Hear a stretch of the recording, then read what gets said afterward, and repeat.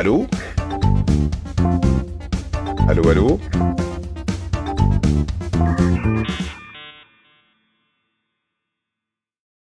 Bonjour! Ah, je ne t'entends pas, Alexis. Est-ce qu'on t'entend? Salut, c'est parce que je parle pas. Ah, c'est pour ça. Tu ne m'as pas répondu quand j'ai dit allô. Allô, on vous entend déjà? Oui, j'ai fait n'importe quoi, apparemment. C'est pas grave, on est en ligne. Écoute, je ne suis pas habitué au mode studio. C'est les aléas du direct. J'ai toujours du mal à réaliser en même temps que je parle, mais c'est pas grave. Nous voici. Bienvenue à tous dans l'atelier virtuel. Bienvenue Bibi Mission, Irène Ilu, Elia, qui sont déjà dans les commentaires, Anaïs, et bienvenue à notre invité de ce soir, Alexis Santenac. Salut, salut les copains, les copines. Ah oui, Alexis, un regard caméra Ah dès, ouais, le t'as vu, dès- parce dès qu'en le fait, je te vois départ. ici, moi, tu vois. Oui, Je me vois là, et là, il y a la caméra. Donc, ah, mais tel un c'est, vrai professionnel, je on, fais on, hey. sent on sent le professionnel. On a Dobby également, Dobby 2307 qui dit Beauvoir. Je pense qu'il y a peut-être un problème avec son clavier. On a Jap Bonjour, qui nous Bobby, dit tout va bien? bonsoir, Aurélien, salut, salut les boss, salut à tous. Alexis, je vais y aller tout de suite. Comment on te présente, hein? Tu es un des membres fondateurs de l'atelier virtuel et là tu nous reçois aujourd'hui dans le CABS Atelier. Est-ce que je me trompe? C'est ça, on est dans le CAPS Atelier, ce qu'on considère comme étant encore notre nouvel atelier avec Brice Cossu, puisque un atelier avec Brice depuis, je crois, plus de 15 ans maintenant, je me trompe pas. Mhm. Donc, ouais, ça fait un petit bail quand même. On a un vrai petit couple artistique maintenant. Et là, ça fait. Quand est-ce qu'on est arrivé dans celui-là? Ça va faire un an et demi, un truc comme ça. Ouais, c'est ça, ça va faire un an. Je crois que c'était en mars dernier. Putain, j'ai l'impression que c'était il y a super longtemps. Mhm.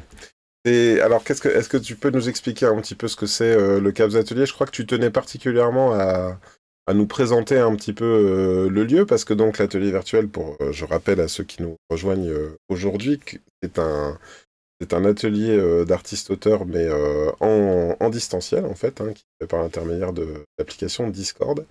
Mais tu es également donc en atelier physique avec Brice Cossu, qu'on a reçu il n'y a pas très longtemps. Voilà, c'est ça. Et avec Brice, on s'est rencontrés à la Comédie du Livre à Montpellier. Il y a donc un paquet d'années maintenant, puisque je crois que c'était moi à l'époque de troisième livre. Sachant que là, bah, je sais pas, on doit être à 30 ou 40, je sais plus si on doit tout compter.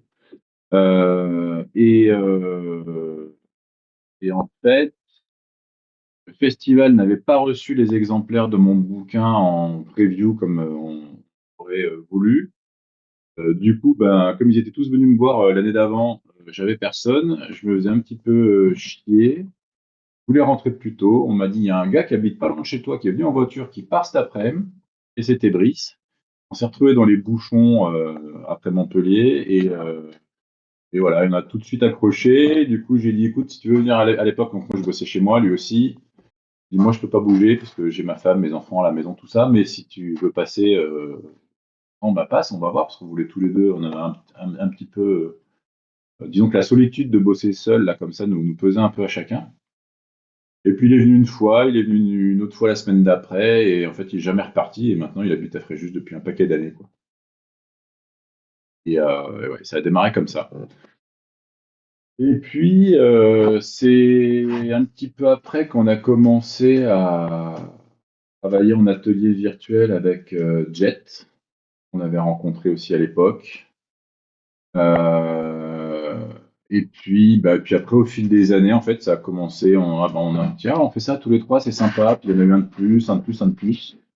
Plus dans quel ordre, enfin voilà et aujourd'hui, l'atelier virtuel, donc ouais, on est fondateur au tout départ de De ce de la groupe-là qui a dynamique, grossi quoi, un ouais. peu, mais par contre, l'atelier virtuel est devenu ce qu'il est aujourd'hui, parce que ça fait maintenant, c'est pas à peu près 7 ans ou un truc comme ça qu'on a des potes, enfin qu'on est tous réguliers à venir et que du coup, il y a une synergie qui s'est créée entre nous et on a envie à chaque fois d'aller un petit peu plus loin, un petit peu plus loin Et les derniers trucs en date, c'est avec ta venue et tes envies et ta connaissance aussi de chaîne Twitch et tout ça, on s'est tous lancés là-dedans. Je vais dire à cœur ouvert, mais c'est comment à cœur perdu. En tout cas, on fonce dedans. Oui, oui, bah, c'est vrai que ça apporte pas mal de changements, mais j'ai l'impression que, alors tu m'arrêtes si je me trompe, mais en fait, on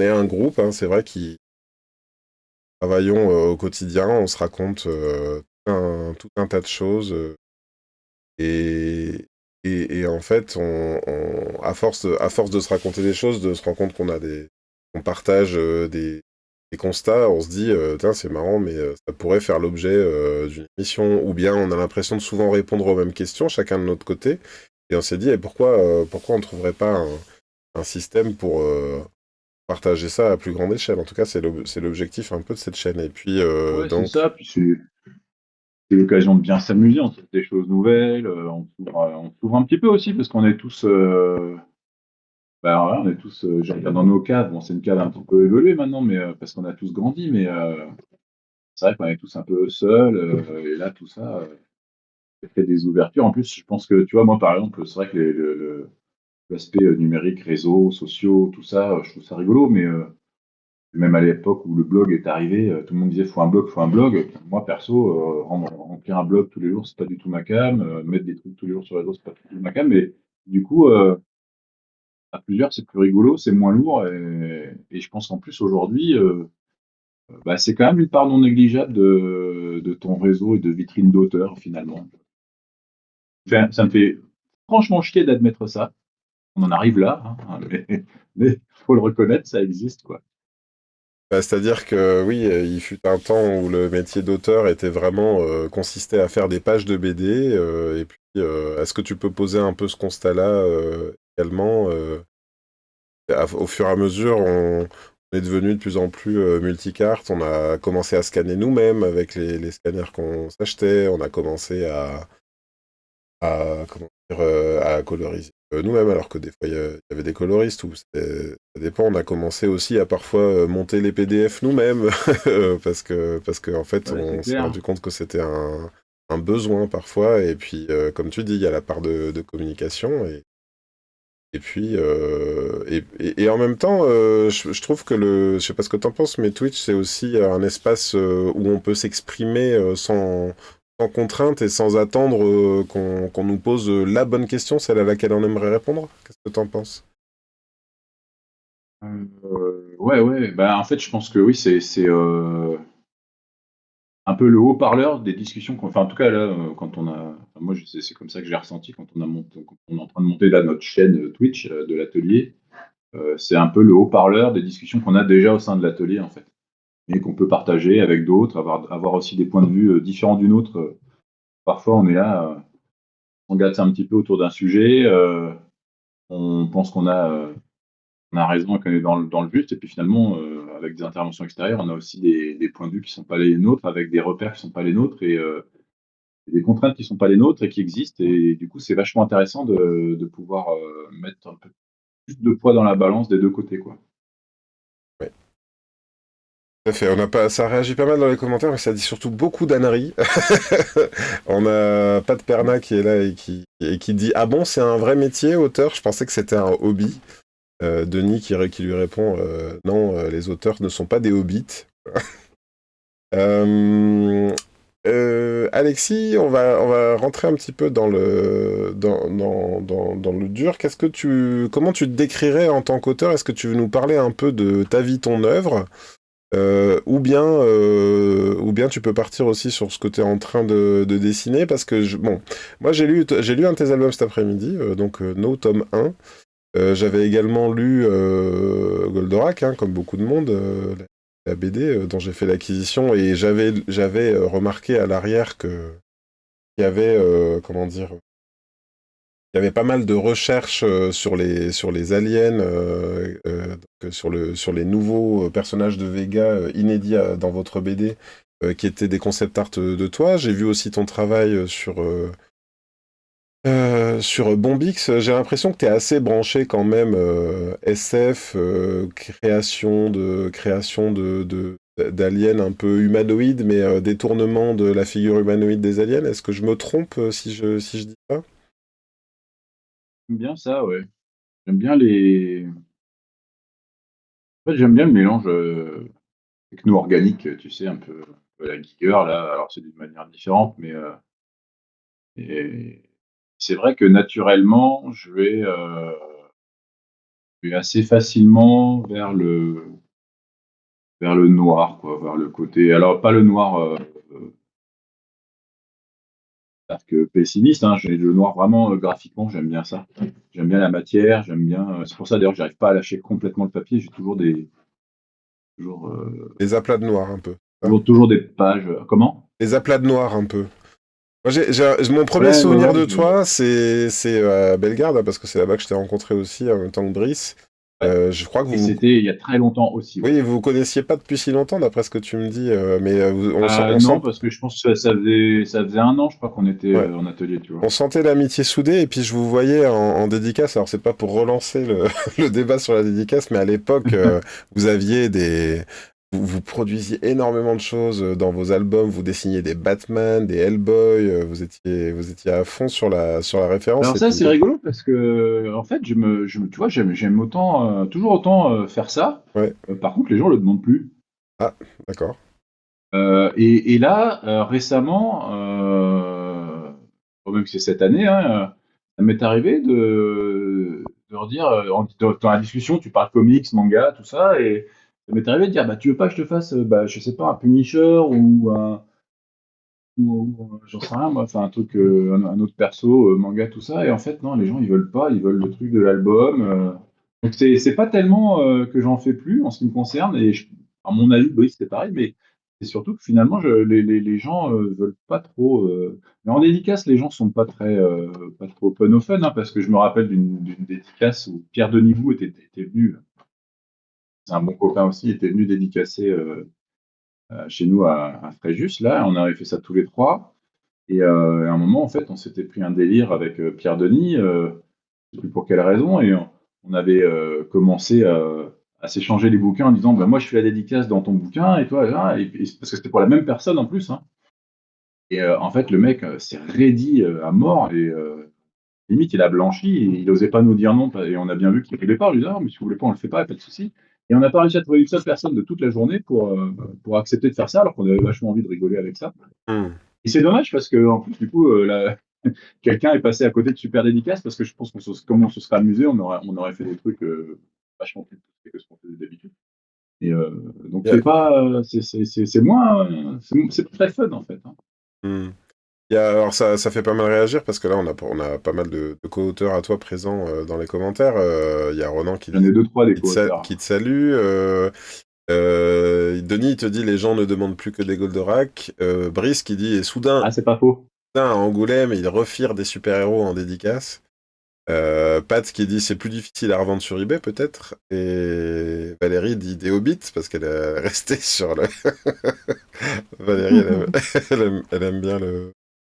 Comment dire, le comique de répétition. Le comique de répétition. Voilà, merci. Ronan qui dit on peut faire ça avec du super-héros, des personnages ou autre. On fait une fresque à la truelle si Ronan est là. Bon, bref, ça y est, c'est parti dans les commentaires. Je peux pas tout prendre. Euh, alors, attends, on va passer un petit peu sur ce sur quoi tu es en train de travailler. Est-ce que ça. Là, tu es sur un dessin issu de ton imagination? Est-ce que ça fait appel à une Ouais. série sur laquelle tu travailles?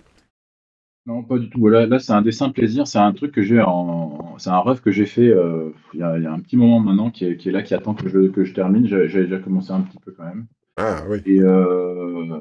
Et, et c'est un espèce d'univers où je développe des choses, mais purement pour mon plaisir, mais en essayant de rester cohérent Oui. pour éventuellement plus tard développer quelque chose avec ça, que ce soit On tout seul aperçoit ou derrière avec un toi, coauteur. un cadre avec un alien, si je me trompe pas. Ouais, ouais. On est un peu dans... C'est un poster, mais c'est un poster que j'ai fait moi, ouais. D'accord. J'ai vendu l'original d'ailleurs. Hmm. On est un... C'est ça, c'est terrible. Il y a des fois, en fait, il y a des originaux, finalement, tu te demandes si tu as vraiment envie de t'en séparer. Hmm. on est un peu dans ce registre-là, j'ai l'impression. Oui, ce que tu dis, en somme, c'est que, en fait, en faisant une illustration originale, t'es pas à l'abri de déjà faire du concept finalement pour un projet futur. Ouais, c'est ça. Ouais, ouais. Et puis là, c'est ouvertement l'idée, hein. Ouais. Sachant que bah, c'est peut-être ça qu'on peut dire, parce que par exemple, c'est, tu vois, à titre personnel, c'est souvent quand je suis sur un projet des moments que je ne m'accorde pas franchement. Et en fait, alors que c'est des choses qui font du bien, en fait. Quand on est dans une prod, on se dit, Alors, on, ouais, on s'auto- complètement. Et tu vois, typiquement, cet aspect de ma relation à mon travail, c'est grâce à Brice que j'ai réussi à le développer. Parce que donc, quand on s'est connus, donc je venais de terminer les Hydres d'Arès. Et j'étais coloriste parce que les Hydres d'Arès, ça s'est pas bien passé. C'était un peu compliqué pour plein de raisons, indépendant de moi, en passage. Mais j'avais énormément de mal à resigner au dessin. Parce que, bah, moi, foncièrement, j'en sais trop rien. Mais bon. Toi, t'étais Et chaudé en ou c'est fait, plutôt que t'arrivais pas à trouver un alors éditeur qui moi, te alors moi, re-signe? je m'en suis rendu compte des années après, mais en fait, j'ai fait une vraie dépression artistique. Donc, je pense que forcément, ça se ressentait dans mon dessin. Mhm. Mais aussi parce que du coup, les Hydres d'Arès, ça n'avait pas, je pense, enfin, c'était pas une bonne vitrine, quoi. Enfin, en tout cas, moi, c'est comme ça que je l'ai ressenti. Et au fil des discussions, un jour, Brice m'a posé une question toute simple et m'a dit, mais quand c'est la dernière fois que tu as dessiné pour toi? Et là, j'ai réfléchi. Ça faisait donc 6 ans que je faisais de la bande dessinée. J'ai répondu, en fait, jamais. Jamais. En fait, je me suis aperçu avec cette bête question, je me suis aperçu que je ne dessinais jamais, entre guillemets, sans raison, sans objectif, j'avais perdu le fil de dessiner quelque chose juste pour la raison de dessiner, pour mon plaisir, pour moi. Il y avait toujours un truc, c'était, je sais pas moi, c'était une carte de vœux, c'était une carte d'anniversaire, c'était un projet BD, c'était une illu pour truc, une illu pour machin. En fait, tu ne Et t'autorisais pas à dessiner autrement qu'avec une finalité, qu'elle soit rémunératrice ou professionnelle, en fait, c'est ça? ouais, ouais, et je pense que quelque part, je cherchais tellement à plaire à travers mon dessin que j'en avais oublié à me faire plaisir à moi, en fait. Hmm. Et donc, à un moment, bah, c'est perverti. Ce que tu produis, du coup, ça manque de cœur, quoi. Alors que ça Et, se euh, ressent, et à partir de là, ouais, alors, vas-y, je al- t'écoute. alors que ça se ressent parfois, on cherche, on a envie de plaire en se disant qu'est-ce qui plaît, je vais essayer de faire pareil, et puis un jour on se fait plaisir à soi, et naturellement ça fait plaisir à d'autres. Qu'est-ce que tu en penses? Ouais, bah, c'est exactement ce qui s'est passé. À travers ça, j'ai discuté avec un autre auteur je lui ai expliqué que je comprenais pas parce que, en fait, à chaque fois que je faisais un projet BD, j'étais au poil de cul de le signer, mais genre, vraiment le dernier stade du dernier stade. Et chaque fois, hop, ça foirait. Il me dit, bah, fais voir un peu et tout. Et donc, j'ai montré tous mes dessins, tout ça. Il me dit, ouais, c'est chouette, mais il m'a dit, et alors l'auteur en question, c'est Sébastien Goethals. Il est plus grand que moi, dans tous les sens du terme, parce qu'il est vraiment plus grand que moi. Et c'est un grand auteur. Et en fait, il m'a dit, t'arrêtes tout. Là, tu te prends un temps non défini, hein, la période, et tu dessines, mais surtout pas pour la bande dessinée. Tu dessines pour dessiner, en fait, n'importe quoi, mais pas un projet BD, pas de la BD. Sors un peu de tout ça. Et c'est ce que j'ai fait, en fait. Et entre ça et la discussion avec Brice, le projet d'après, c'était Sibéria 56 avec Christophe Beck. Et Dieu sait que les 2 pages d'essai étaient pourtant pas fameuses. Et on l'a signé, quoi. Alors bon, il y a Christophe Beck aussi qui a son aura, hein, je veux dire, qui est un grand auteur et tout ça, mais si ce que j'avais fait était foncièrement mauvais, ça aurait pas été, ça n'aurait pas été pris. Et encore une fois, pourtant, les planches n'étaient pas. Enfin, moi, je les ai revues, c'est vraiment pas top, même par rapport à celles qu'il y a dans le bouquin lui-même, dans le tome 1. Mais tu vois, ça peut pas être un hasard à un moment que juste le dossier d'après, alors que j'en avais fait 5, 6 qui étaient vraiment au bord de signer, qui sont jamais faits. Et là, celui-là, elle l'a fait, quoi. Et ça a été leur démarrage. Mm. C'est Donc marrant à un ce que moment, tu ouais, dis, hein, parce que il m'est arrivé exactement la même chose. C'est un ami, un ancien ami, je veux dire maintenant, qui m'a dit un jour, est-ce que tu dessines encore pour le plaisir? Enfin, qu'est-ce que tu as dessiné récemment pour le plaisir? Et j'ai dit, ça fait 5 ans que j'ai pas dessiné par le plaisir. Et c'est vrai faut être capable de retrouver ça. Après, c'est difficile, hein. Je crois que en fait, on fait un métier qui a l'air passionnant comme ça au premier abord, mais parfois on se retrouve dans des contraintes pour tenir ses délais, pour livrer un album, qui peuvent nous faire oublier un petit peu ce pourquoi on fait ce métier au départ. Est-ce que tu es d'accord avec? alors moi, je mets pas forcément ça sur le compte des délais ou quoi que ce soit. Ouais. Même si ça pèse aussi hein, dans la balance parce que c'est une réalité. Mais à un moment, tu vois, quand tu fais un tome 1 d'une série que personne n'attend, bon, quand tu es jeune auteur, tu le sais pas, donc tu fais attention à être dans les temps, etc. Mais en vrai, comme personne l'attend, on faut prendre le temps de le faire bien, quoi. C'est plus important. Après, un tome 2 quand on attend une suite, c'est autre chose. Mais sur un tome 1, en fait, prendre le temps qu'il faut. Euh, que ça pèse, mais moi, enfin, moi, je pense que c'est vraiment une question de caractère. C'est tout à fait personnel, la façon dont. Moi, il y a certaines. Moi, la bande dessinée, en tant qu'auteur, c'est une vraie psychothérapie si tu te poses dessus. Et si tu veux grandir dans ton dessin, dans ton travail, si toi, tu n'évolues pas à certains niveaux, bah, en fait, ton dessin, il évoluera jamais, quoi. Il y a un moment, tu vois, moi, j'ai eu pendant très longtemps des critiques parce que mes personnages étaient pas assez expressifs, pas assez attachants, etc. Puis un jour, je me suis aperçu que c'est parce qu'en fait, les personnages me faisaient chier, parce que dans la vie, il y a des gens qui me faisaient chier, et ça pesait trop, et ça se ressentait dans mon travail. Et le jour où j'ai compris ça, j'ai commencé à aimer, à dessiner aussi les personnages et pas que les décors, quoi. Ça, c'est le chemin que j'ai fait, tu vois, pendant Siberia, par exemple. Siberia 56. On a un, Et à sup- partir de là, derrière, le travail évolue. on a un super commentaire d'Anne-Claire qui pose une question qui te dit, à vous entendre au fil des semaines, Anne-Claire, elle nous écoute.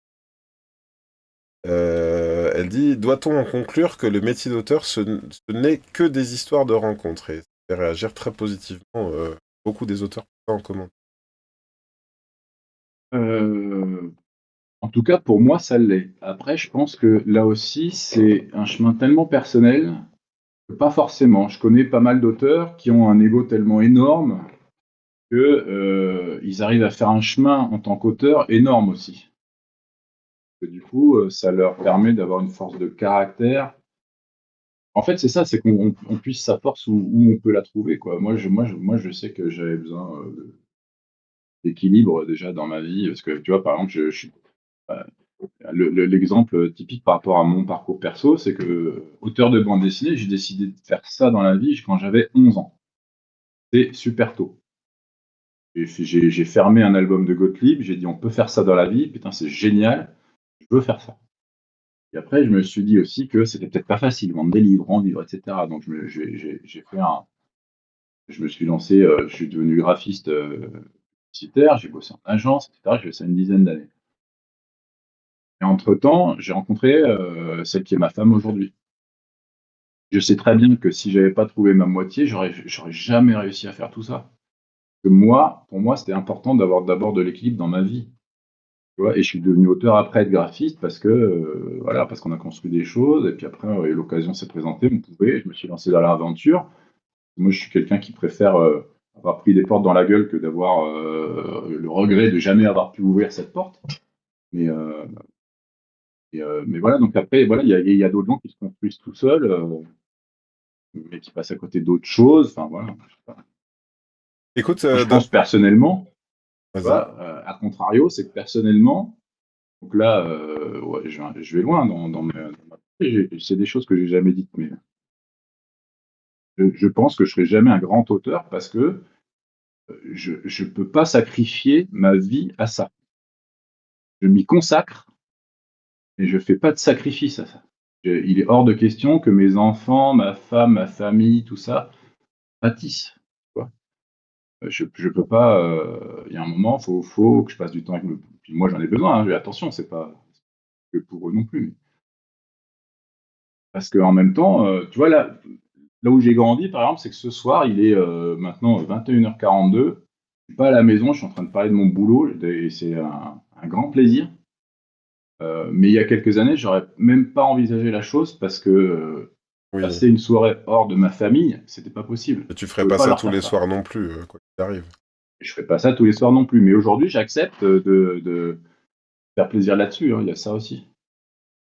C'est une dimension qu'on n'a pas trop abordée quand on parlait des dédicaces, mais il y a aussi cette partie-là, je trouve, dans le fait de partir, on va dire, sacrifier un week-end pour partir en dédicace et partir loin des siens. C'est une dimension qui est difficile à capter, je pense, pour le public. Je te livre quelques commentaires, parce que donc, tout le monde adoube le commentaire et la question de Anne-Claire. On a Pat qui dit des rencontres, des ruptures, des nouvelles rencontres. On a Malo qui lui dit je m'aime, je me suis rencontré. Formidable. Euh, Et c'est important. c'est vrai, c'est super important également parce Parce que que, à contrario, c'est vrai aussi, hein, ceci dit, dit sous la forme de l'humour, comme ça, évidemment, ouais, on se marre et tout ça, mais en même temps, c'est ça, hein, c'est accepté, hein. il faut s'accepter et je pense que, enfin, je sais pas ce que tu en penses, on y reviendra plus tard, mais je trouve que si jamais on n'est pas heureux artistiquement, nos proches ne peuvent rien pour ça. C'est-à-dire que c'est vraiment un truc qu'on doit trouver aussi soi Ah et ouais, parfois c'est super compliqué de faire porter ça à ses ouais, proches. c'est très vrai. Ouais, c'est très vrai. On a Valérie qui nous dit donc oui des rencontres mais aussi des enfants en carton de 46 pages ou plus. Donc c'est vrai, hein, ça fait une petite famille culturelle au toi. On a Brice, hein, là c'est vraiment la partie Michel Drucker, Vivement Dimanche, qui dit « Je pense que ma carrière, pardon, ma carrière, hein, non, n'importe quoi, ma carrière telle qu'elle est aujourd'hui ne la serait pas sans Alexis et tous les autres par la suite. » Vraie Ouais, mais rencontre enfin, amicale et professionnelle pour vous deux, ça fait c'est certain, hein. plaisir à entendre. Denis qui nous dit Alexis, je l'ai vu avec Goldorak, tu es quand même capable de te concentrer à fond sur la BD. Qu'est-ce que tu penses de Oui, ça? oui, un minimum quand même. Ouais. Bah, c'est-à-dire que t'es professionnel, quoi. C'est aussi. Ouais, enfin, avant ça, je suis passionné. Après, on essaie de devenir professionnel dans tous les sens du terme, Mm. mais c'est vrai que, tu vois, je sais pas, c'est un métier vraiment super difficile parce qu'en fait, on a une pression qui est à 150% du temps. Mm. Au même titre qu'un artisan, qui est assez proche de la façon dont je me considère d'ailleurs. Et, euh, et en même temps, le peu de reconnaissance ou de plaisir qu'on a de temps en temps, qui reste éphémère si on prend en compte toute une carrière ou toute une vie, ce petit plaisir-là, il est tellement intense par contre que ça éclipse tout le reste. Ouais. Et après, bah, faut trouver le plaisir suivant. Mais tu vois, c'est un peu, je sais pas, c'est un peu comme si on croisait de temps en temps une supernova comme ça. On se la prend en pleine tronche et puis une fois qu'elle est passée, on savoure un peu, puis après on repart pour en retrouver une autre, quoi. Parce qu'en fait, c'est super, c'est ça la vie, quoi. En plus, on fait un métier, on n'est pas là pour se faire chier, quoi. Mm. Ouais, je fais Alexis, plein de petits fenêtres. je vais t'ajouter une contrainte parce que le temps avance, le Ouais, temps file, on discute et c'est passionnant, vraiment. Mais c'est une rencontre dessinée et je vais te, ouais, te, te proposer d'essayer de te concentrer un peu sur ton dessin tout en me répondant. Si tu y arrives, je me rends compte que j'essaye. c'est pas facile, mais on a vu, hein, tu présentes super bien à la caméra. Et maintenant, on va vraiment se concentrer sur ce que tu fais, et puis on va essayer un petit peu de te poser des questions. Alors, on a déjà parlé de tes influences, on va peut-être parler d'un aspect plus technique. Ah, tiens, un copier-coller. Est-ce que Et ça, c'est la tricher, un répétition, copier-coller? la répétition, c'est la Mhm. vie. particulier en science-fiction. On se moque des copier-coller aujourd'hui, mais avant, il y avait plein de photocopies, on n'en parlait pas, c'est tout. Il y avait juste pas les réseaux sociaux pour les relever, hein. Oui, c'est intéressant ce que tu dis parce que moi j'ai eu un choc artistique dans ma vie. Quand j'habitais en Belgique, j'ai eu l'occasion de voir énormément d'expositions de BD, et notamment il y avait une expo croisée de Alberto Breccia et José Luis Munoz, si je me rappelle bien. Et de découvrir les originaux d'Alberto Breccia qui étaient vraiment composés d'énormément de collages. euh, et c'est Ouais, ça hein, que tu veux dire, hein, c'est que finalement, quand il y a quelque chose qui est bien carrément. dessiné, même sur un original papier, on pouvait le photocopier et puis le répéter à l'envie, c'est ça? Ben ouais, non, puis la documentation photo, hein, je veux dire, il y a qu'à voir Möbius. Et ça, c'est un truc super européen, ça, et peut-être même super français, de se dire qu'on arrive à tout faire sans aide, entre guillemets. Mhm. Alors on arrive à passer à cette espèce de fantasme-là, au fait que, aussi, de dire qu'aujourd'hui, de toute façon, le dessin, c'est facile parce qu'en appuyant sur un bouton, l'ordinateur, il fait tout pour toi. C'est pas vrai, parce que de toute façon, dans un dessin, tout ce qui fait l'intérêt d'un dessin, c'est la valeur ajoutée, ou d'une œuvre, hein, d'ailleurs, que tu apportes toi. Mhm. Oui, oui, ben là, ça soulève un peu un autre sujet dont on a débattu il y a peu, c'est le sujet des intelligences artificielles. Ça, effectivement, maintenant, ça existe, des outils de qui font des dessins tout seuls. Alors, est-ce qu'on appelle encore ça un dessin? Moi, c'est ça que je trouve un peu étrange finalement. Qu'est-ce que c'est un dessin, philosophiquement Ah, parlant? ouais, Et pas. je sais pas. Est-ce que c'est encore un dessin si une IA est capable d'imiter quelque chose qui a été dessiné par un être humain sans passer par le fait de le dessiner sur une page? Moi, je pense que non, mais Voilà, a priori, on a envie de dire non. Après, et surtout, what's the point? C'est à quoi ça sert? Est-ce que, est-ce que avant tout, toi, je vais te poser la question à toi. Qu'est-ce qui t'a animé? Toi, tu parlais tout à l'heure du fait que tu avais eu envie de devenir dessinateur de BD à 11 ans. Je suppose qu'il y a les références, mais je suppose qu'il y a aussi l'envie de faire quelque chose de tes mains, non? Au départ, tu te définis comme un artisan tout à ouais, l'heure. ouais, moi, alors, il y a l'envie de faire quelque chose de ses mains. Après, je pense que le dessin lui-même est un moyen d'expression qui m'était assez naturel, donc je me suis orienté là-dessus. Par contre, moi, ce qui m'anime, c'est la création d'univers, d'histoires, euh, comme ça.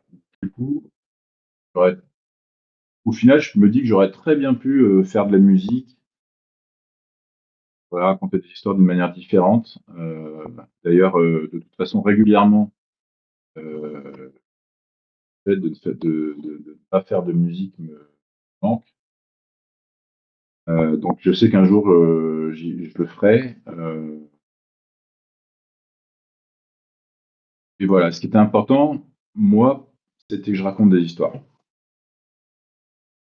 Donc, Et je c'est suis un peu, parti là-dessus. si je dois résumer, notamment, alors je parlais du carnet qui était ajouté à, à la BD Goldorak, et concrètement, c'est vraiment le rôle que tu as joué dans Bombix, hein.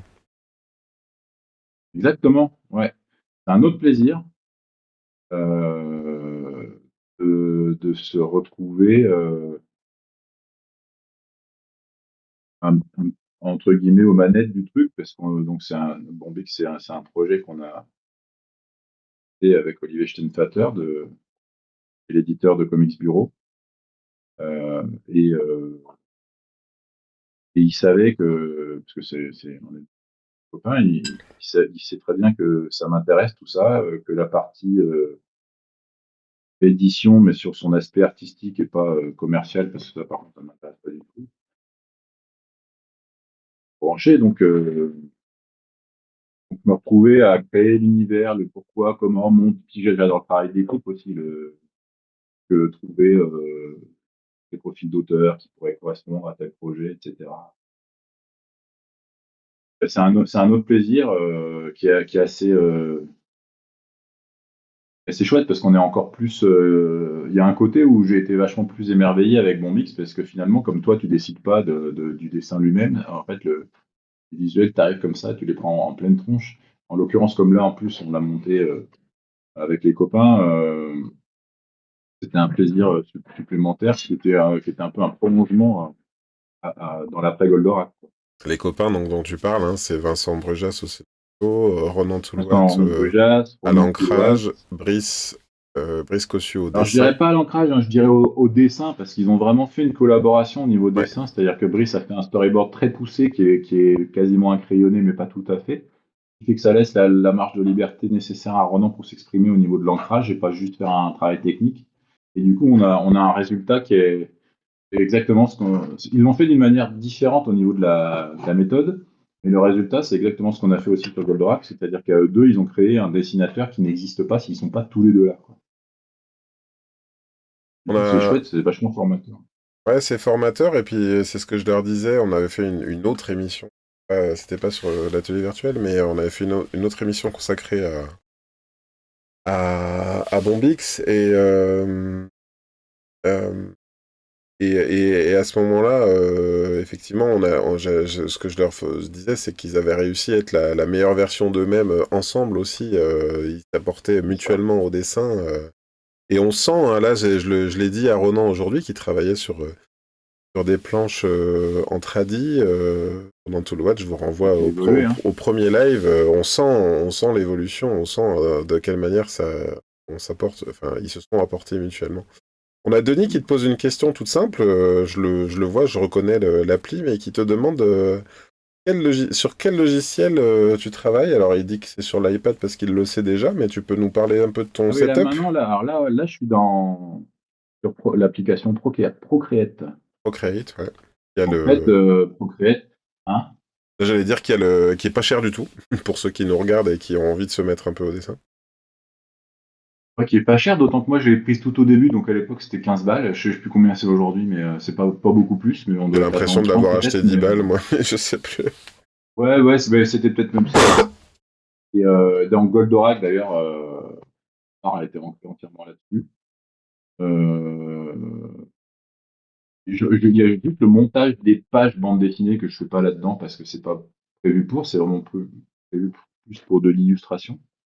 Mais du coup, je fais toute la partie ancrage de mes albums quand je suis pas sur papier est faite sur Procreate.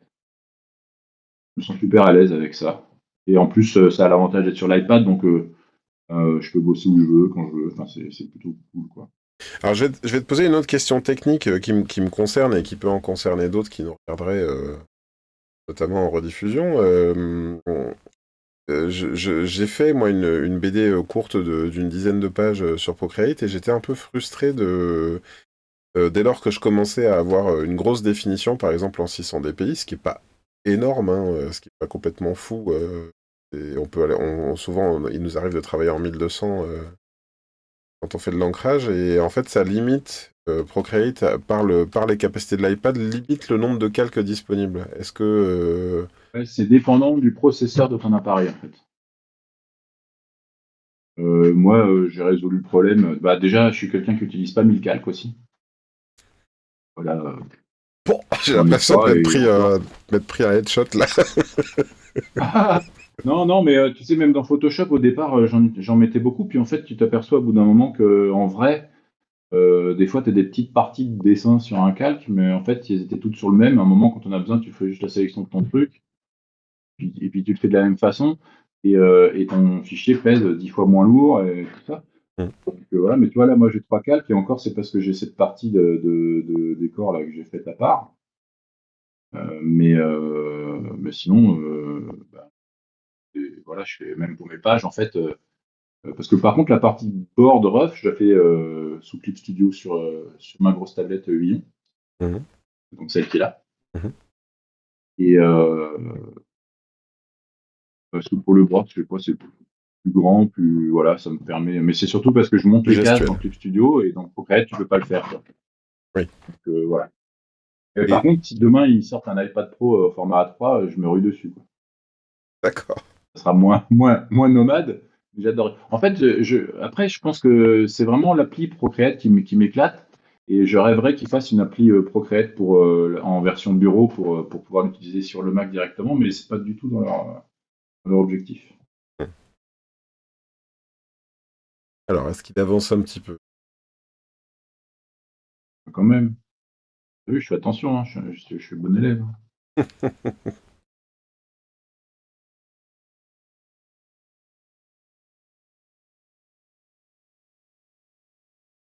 Donc là, on est dans... c'est un personnage que tu as créé ou tu es en train de le créer à partir de ce dessin?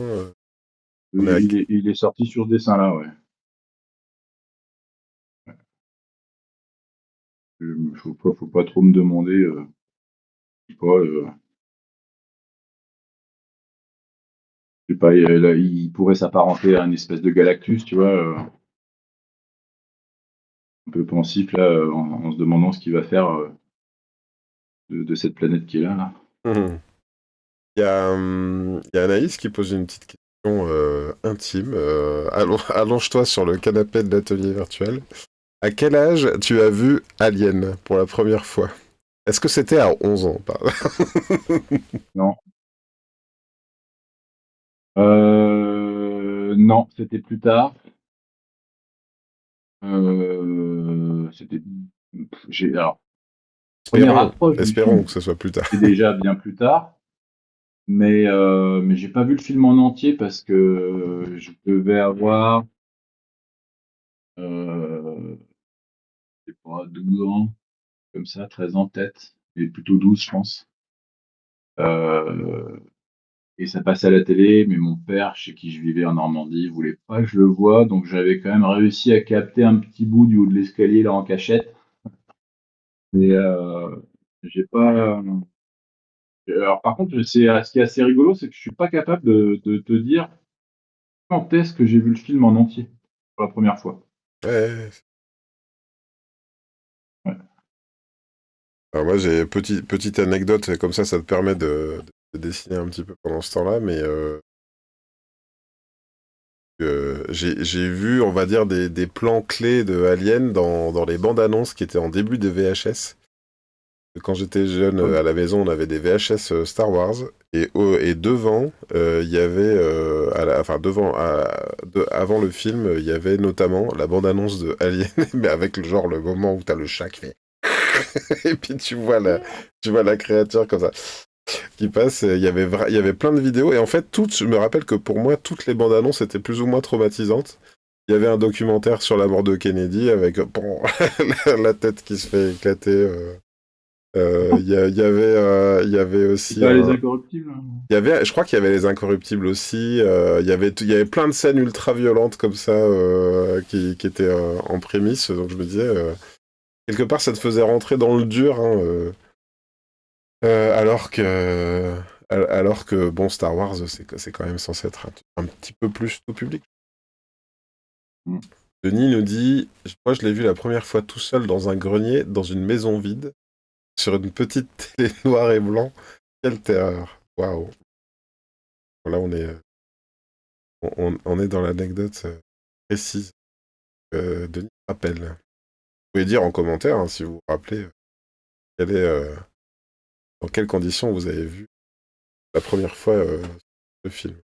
Ou un film qui vous a terrorisé.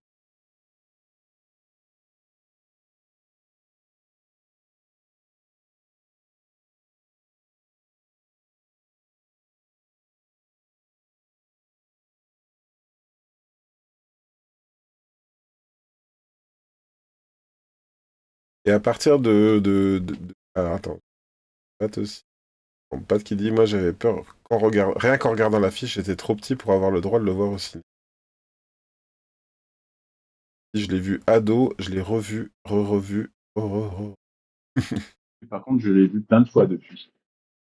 Je Et, les ai vus plein de et fois depuis. ça, par rapport à ce que tu es en train de dessiner, là où on voit vraiment clairement moi la référence. Est-ce que tu arrives à savoir à quel moment ça a eu un impact sur ton dessin, à quel moment toi tu l'as intégré dans ton œuvre? Et je vais aller un peu plus loin dans ma question parce Non, j'ai que pas du tout réfléchi. non, tu ne sais pas en Non, je suis fait. pas capable. Ouais. Pas. En fait, si, enfin, non, je suis pas capable de dire quand. Par contre, ce qui est assez rigolo, c'est que c'est parce qu'on me l'a dit que je m'en suis rendu compte, mais Hmm. c'est pas du tout réfléchi, en fait. Inconscient alors de cette Ah ouais. approche graphique. Alors on a Bibi Mission qui nous dit lui c'est Indiana Jones, les gens qui fondent, ça fait pas plaisir effectivement. J'avais vu ça moi dans la bande-annonce sur Canal+. J'ai eu la chance d'avoir Canal+ à la maison. Oui. Il y a Contrairement beaucoup. à Ronan qui n'avait pas la télé. Bien, Ronan, il dit rien, tu sais, il est pas là, mais il s'en prend une cartouche quand même. Denis qui dit mon histoire de télé dans le grenier, c'est un peu comme la scène avec Actarus regardant la télé dans notre Goldorak. Ouais. Son de produit. Vanoxymore me dit les dents de la mer, j'avais 12 ans dans mon salon, j'ai commencé sur le canapé, puis plus le film avançait, plus je reculais dans la pièce pour terminer dans l'entrée de la cuisine, près de la poubelle, à 10 mètres de l'écran. On comprend tellement. Alors, les dents de la mer, ça a été terrible parce que j'adore les requins aussi. Et alors celui-là, bah, je sais pas, j'étais un peu plus vieux et j'ai eu le droit de le regarder.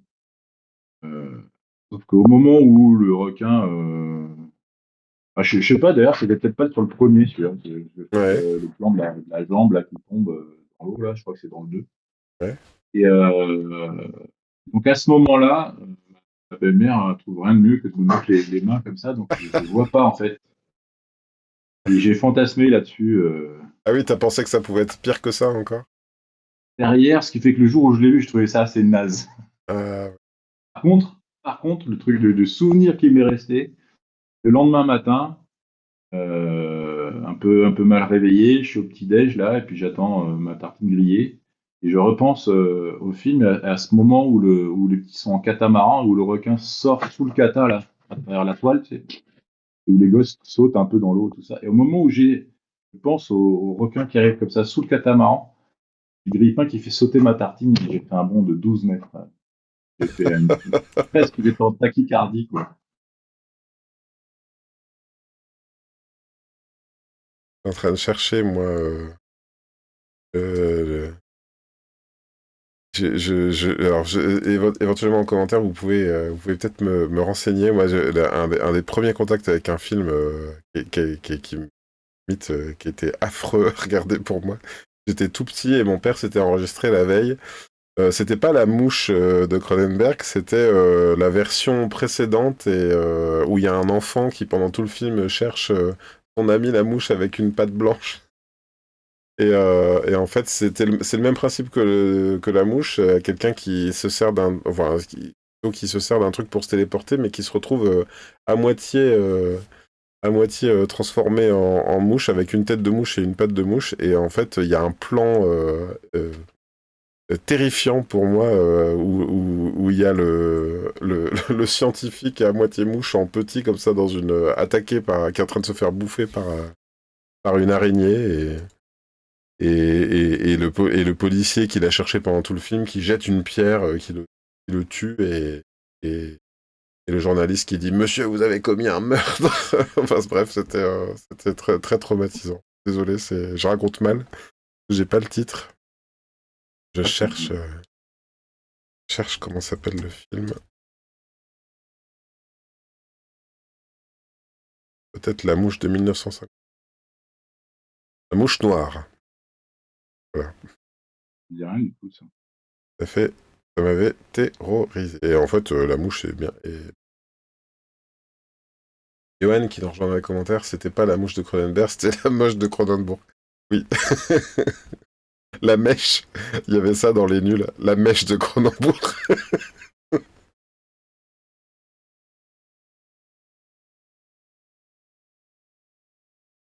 Voilà, alors tu estimes il faut combien de temps à peu près pour faire l'ancrage de.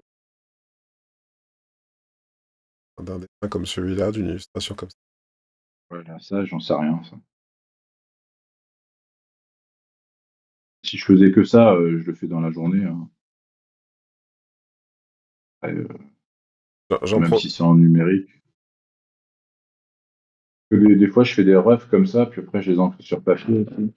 Je montre que j'avais prévu pour celui-là au départ, puis là, bah, mais, je suis concentré dessus. Ouais, non, ça, si je suis concentré dessus, je le fais, je pense, je dirais en 4 heures, un truc comme ça.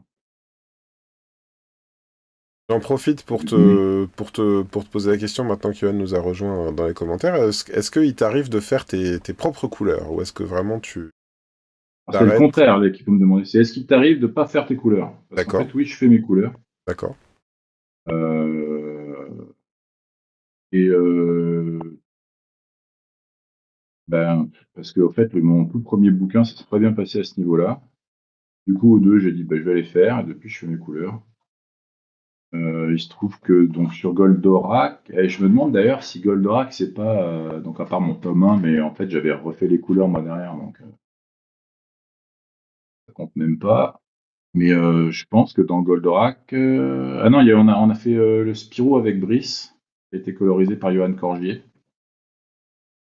Euh, et je pense que ça doit être la première fois que j'ai vu mon dessin, qui était pas que le mien d'ailleurs, mais mis en couleur. Donc ça passait bien. Là, sur mon dernier bouquin, qui est un Orc et Gobelin, ça a été mis en couleur aussi, puisqu'il y a les coloristes de l'univers. C'était vraiment la partie que je redoutais à mort. Et en fait, j'ai eu du bol. Mais les coloristes là-dedans sont quand même pas mauvais.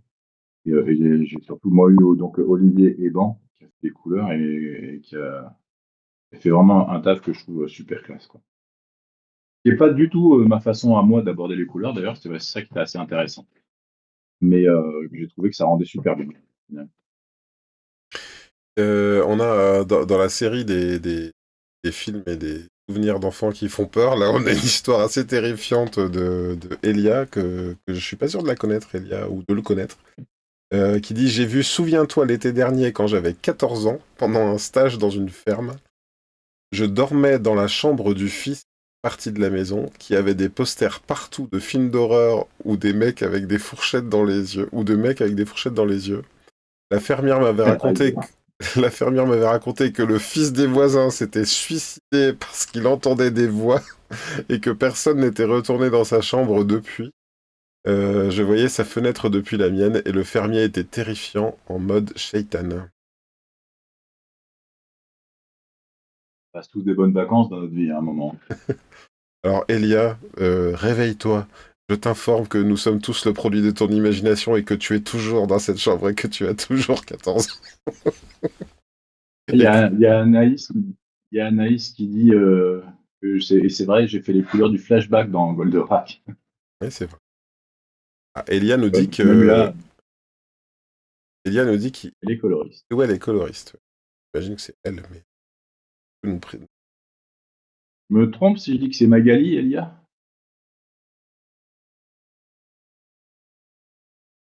Elia. Ah, on est tous suspendus à sa réponse. Oui, c'est ça. Voilà, c'est ça. Alors, Ouais, bah, tu vois c'est qui qui c'est. Magali? On se connaît pas, mais je connais D'accord. son travail, ouais. On se connaît pas, on s'est peut-être déjà croisés, ça je me rappelle pas, mais on se connaît pas personnellement. Elle a dit oui, c'est ça, enfin anciennement. Donc, non, tu travailles plus en tant que coloriste. Ouais, ou alors elle s'appelle Serge. Ça peut arriver aujourd'hui. Oui, c'est complètement. On rigole, mais c'est pas drôle.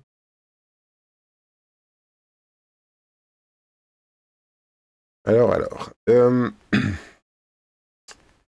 Alexis, je vois que tu n'as pas encore terminé ton ancrage. J'ai l'impression que ce serait difficile de Je toute le façon terminerai pas ce soir, hein, faut pas rêver. de l'achever ce soir. Est-ce que tu m'autoriserais à te challenger un peu et à partir sur toute autre chose? Ça dépend, vas-y, dis toujours. Une C'est ça c'est comme les dédicaces. Alors j'ai une demande un petit peu spéciale. Est-ce que vous acceptez? Bah, écoute, on peut toujours poser la question, puis après moi je décide. Je vois que pour l'instant, il n'a pas refermé ce fichier-là, donc j'avais envie de te proposer un petit défi. Car comme je le Vas-y. disais en préambule, donc j'ai lu plusieurs de tes œuvres et donc j'ai remarqué que tu aimais créer des créatures mi une espèce mi-humanoïde. Ouais. Et je voulais proposer à des personnes en commentaire de te faire un. Alors, Denis dit fait un cheval Goldorak. C'est ce qu'il m'avait déjà proposé dans. Alors non, là, ce qu'il dit, enfin, parce que Denis parle pas, enfin, il parle bien, mais il tape pas très bien français. Et là, je peux faire Goldorak à cheval, là, tu Oui, vois. en fait, Denis, si j'ai bien compris, il est depuis son canapé. Il teste la version home cinéma. Je dis n'importe quoi. Il teste la version home cinéma de l'émission et il dicte, si j'ai bien compris, il dicte les commentaires depuis son téléphone. Et donc, je voulais proposer aux commentaires qu'en commentaire, il y ait plusieurs propositions pour te proposer un animal et que tu nous proposes sous la forme de ref, le plus, on va dire, on va te laisser 20 à 30 minutes pour nous proposer un ref d'un personnage issu de ton imagination qui serait mi-humanoïde avec des pieds, des mains et la créature qui aurait été que tu choisirais dans les commentaires. Qu'est-ce que tu en penses? Essayer. Ah bah oui. Il y a Dave aussi qui nous rejoint dans les commentaires. Salut à toi. Il t'aide Valérie Valenxime. Hashtag common. Alors en commentaire, je vous propose, vous avez bien compris la contrainte, de ton côté pendant ce temps-là, Alexis, si tu veux, je te propose d'ouvrir un nouveau document. Et Mais dès qu'on a décidé, hein, t'inquiète. ouais, d'accord. Alors là, c'est vrai que tu illustres, je trouve, assez bien une des fonctionnalités que euh, propose Procreate pour faire des jolis ovales. Est-ce que tu peux nous expliquer comment ça se fait un ovale sur Procreate? Ouais, c'est bien, regarde. En appuyant d'un doigt, ça peut devenir un cercle. Ouais, Ça, c'est... sans lâcher le dessin. Ça marche aussi avec les carrés. Alors je ris parce que je vois, Tu rajoutes l'index, t'as un vrai carré.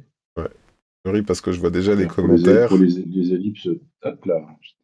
Il y a Ça, Anaïs c'est fait pour dessiner les lunes et tout, c'est bien. Anaïs propose un hippopotame. Pat, c'est vrai que tu dessines un Mickey. Bibi Mission, un ref des ours. Frère des ours. Euh, et puis, je vous propose aussi... Rhinocéros, ça marche ou pas? c'est déjà ce que ça fait. Ah, ça, c'est un truc que j'ai fait avec mon fils, tu vois.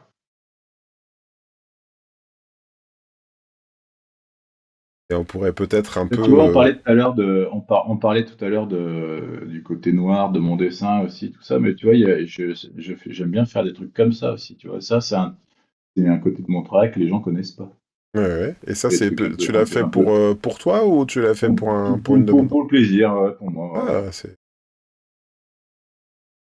Tu vois. En fait, là, je cherchais, j'ai pas de Mickey, là, c'est con. Regarde, ça, c'est un truc que j'ai fait, tu vois, aussi, issu de mon carnet de croquis, ça. Et alors, ne me demandez pas pourquoi, je ne sais pas. Mais c'est comme ça. J'ai fait une série de mecs avec un bocal sur la tête. Alors, est-ce qu'on a encore des gens qui nous regardent? Parce que là, je trouve qu'on n'a pas beaucoup de propositions. Hop, on pourrait contextualiser un petit peu. Là, on avait quelque part un pêcheur de l'espace. On pourrait peut-être lui trouver un métier ou une arme. Moi, j'aime bien l'hippopotame, si tu as envie de partir là-dessus, sur la proposition d'Anaïs. Donc, un Alors, du personnage... coup, faut que je fasse l'hippopotame, quoi, tu disais? Ben, on va dire... Une créature à partir d'un hippopotame? oui, c'est ça, une créature ou un... ça peut être un... Tu sais, en fait, je pensais... J'ai lu No tout à l'heure, et tu sais, il y a ces personnages mi-oiseau, mi-humain. Ouais, Euh, il y a, ouais.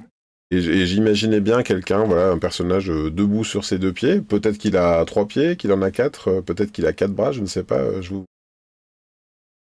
Il y a Rukia qui est là dans les commentaires qui propose un âne aussi. Ou un hobbit, dit Valérie Mangin. Alors, il peut être de petite taille, un hippopotame de petite taille, un hippopotame dragon, nous dit Denis. Là, voilà, tu vois, je pense que c'est le moment où en dédicace, on commence à être un petit peu agacé par les demandes. Voilà, alors C'est pas fais-le un à petit cheval, s'il te hippopotame. plaît. Un, un être humanoïde hippopotame sur un cheval. Anaïs dit un hippopotame de la comté. Ils sont pas sérieux en commentaire. Ils disent un hippopotame dragon. Johan, Denis ajoute avec un hobbit sur le dos. Un hippopotable, nous dit Brice.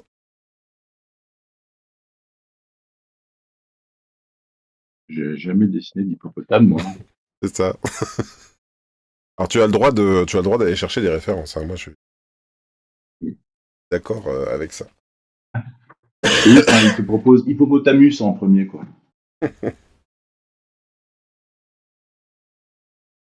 Un oxymore. Un, un hippo, un hippopobite, un hippopobite, un Omar Sy propose l'émission.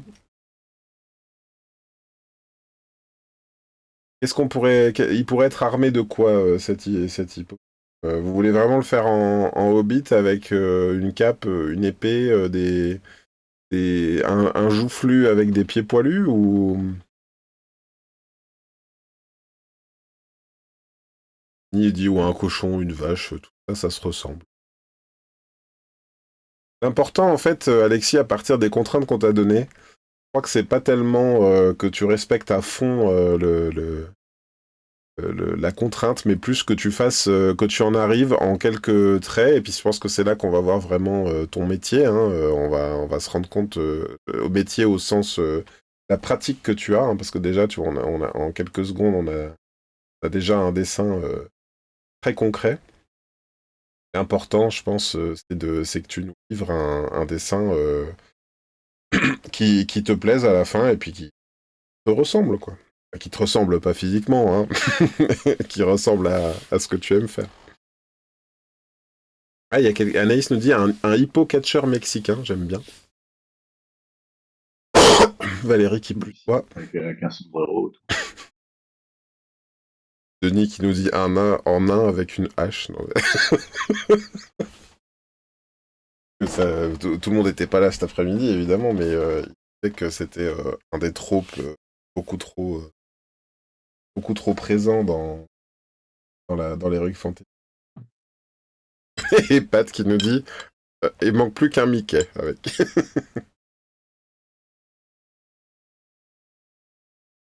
Là, c'est intéressant, il y a oui, pardon, c'est Pat qui ajoutait aussi, il nous disait il manque plus qu'un Mickey parce que on est dans Fantasia. Ben justement, l'hippopotame, le trope de l'hippopotame en tutu là dans Fantasia, là il va s'agir, c'est quelque part c'est une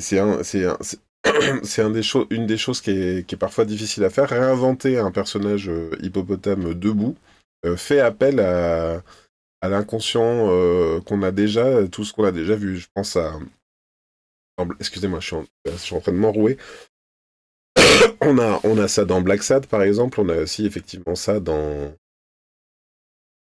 Fantasia. Il va s'agir de produire un dessin et qui fasse oublier. En fait, ça a beau être un hippopotame debout, il va falloir qu'il fasse oublier les autres parce que sinon, rapidement, moi, ça m'est déjà arrivé d'avoir des éditeurs qui disent ah ouais, bah c'est comme dans machin. Alors que bah, non, c'était. Et en même temps, le lectorat a besoin de références connues pour pouvoir s'identifier au truc. Ouais. C'est un vrai problème, ça, aujourd'hui. Tu veux vendre un projet, ils veulent de l'originalité, mais c'est pas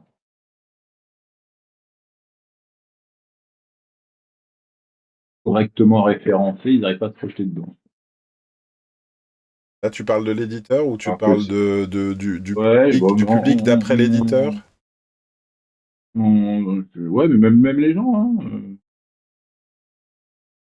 parce que voilà, si tu leur fais un truc à la Blade Runner, bah, ils sont, inconnus, ils savent où ils mettent les pieds, ça les rassure, en fait. Alors que si tu fais un truc, bah, de toute façon, ça a toujours été, parce que justement Blade Runner à l'époque, il y avait rien comme ça et ça a pas eu tellement de succès, par rapport à ce que c'est devenu. Parce qu'en fait, c'était trop original, hein. Moi, c'est comme ça que je vois le truc. Ça illustre quelque chose que je pense également. D'un côté, effectivement, il faudrait de l'originalité pour pas faire comme, et en même temps, on a l'impression que qu'on nous rabâche constamment que, on va dire, toutes les bonnes recettes ont déjà été faites et il faudrait nécessairement se rentrer dans de la recette connue, sinon ça parlera à personne, alors qu'en fait, la véritable C'est nouveauté, ça, ouais. elle vient d'ailleurs, quoi. C'est-à-dire que avant d'aimer les pulps, on connaissait pas les super-héros aussi. On a l'impression que ça a créé quelque chose de super nouveau, et puis maintenant, on est dans la redite permanente d'adaptation, à l'heure où là, on est en train de faire des séries Seigneur des Anneaux. Apparemment, il y a un projet assez sérieux euh, d'adaptation d'Harry Potter en série cette fois. Donc Ouais. ouais, on est dans la redite permanente. Oui, oui, bah, après là, c'est aussi, redite économique, hein. Là, ils prennent pas de risques, ils savent qu'ils vont faire de la thune. Denis nous dit c'est un Mmh. mal, donc c'est pas Fantasia, c'est Fantasio. Valérie nous dit où est Spirou? Anaïs qui nous dit il faut secouer un peu, sinon la pulpe elle reste en bas. Voilà. Ça résume bien. Alors, qu'est-ce que tu es en train C'est de bien, faire? mais T'es en c'est bien, train... c'est atelier, hein. Ouais, c'est très représentatif, là, toutes les discussions qu'on a. Il manquerait plus que le vocal, en fait. Hein, C'est ça. t'es en train de lui mettre une grosse pétoire. Ouais, je réfléchis pas, hein, je suis parti, C'est bien. Qui dit pétoire dit holster, peut-être. Angle. Peut-être tu vas devoir assortir un peu forcément, parce qu'il a pu vêtements. la piquer, je sais pas qui, Ouais. Et il raconte quelque chose, déjà. Entre passer de... Je trouve il raconte déjà sa propre histoire, donc c'est peut-être le moment du design où tu vas commencer à... Mais est-ce que tu peux commenter ça pendant que tu le fais comment ça devient en direct? alors là, je pourrais pas te dire parce que vraiment je réfléchis Ok, pas. ok, C'est-à-dire qu'à un ok. moment, j'aimerais bien pouvoir, et là, en l'occurrence, c'est aussi, on va rejoindre la discussion de tout à l'heure, mais aussi, les trucs, Par en inconsciente. pris brise, quoi. C'est qu'à un moment, c'est de lâcher la bride et puis voilà, ça vient comme ça, tu fais, l'inconscient il a ses raisons, on trouvera les raisons après, c'est pas grave. Hmm. D'abord souvent le design comme ça, moi, je me concentre sur le personnage ou le truc à designer, puis après en fait j'y réfléchis plus, je laisse aller et puis voilà, tout en restant, concentré sur l'univers en fait, plus que sur le perso. Et après j'ai des choses qui sortent, alors tout est pas toujours bon.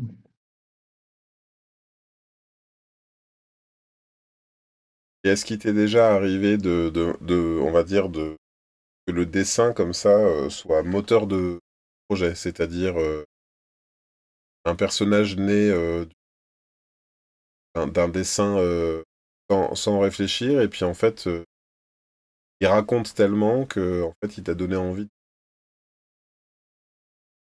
Ah bah, ouais, c'est ce qui c'était c'est pour ça là, le dessin précédent que j'avais commencé tout à l'heure, c'était ce genre de choses, hein.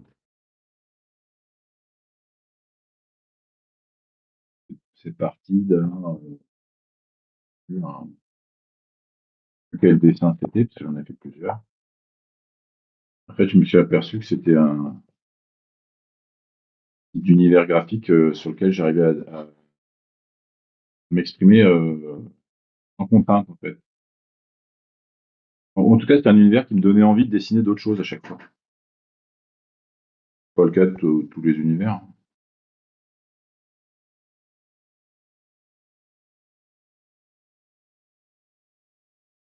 Denis te propose de lui rajouter une cartouchière en bandoulière. Chris te dit Une badass. cartouchière, une cartouchière de clope, un gros fumeur. Bon, il y a des private jokes que j'ai pas. Anaïs dit l'insolence de cette hippo. Johan ajoute l'insolence. Et pas non plus. Chapeau de paille du bayou. Il va falloir commencer à dessiner par vous-même. J'ai les IA pour ça.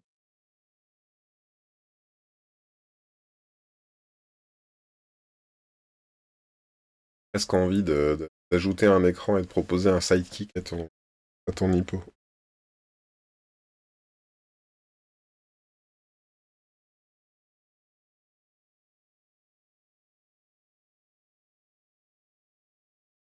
Elle nous dit que c'est un gimmick de virgule animale sur YouTube. Ce sera la recommandation culturelle.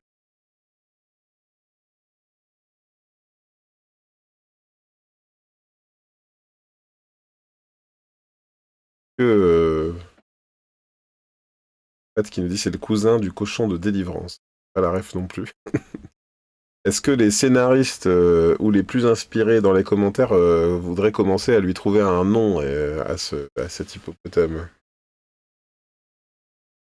N'empêche, vous imaginez si un live donnait la création d'un personnage en direct et que ça devenait vraiment une BD, un projet de BD. Ouais, ça fout. On n'est pas à l'abri en fait, hein, parce que enfin, ça peut être ce genre de discussion qui parfois mène à un projet. Hein.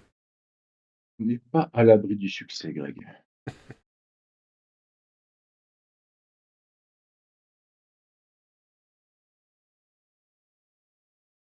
Claire qui dit il a un petit côté cobra avec son cigare.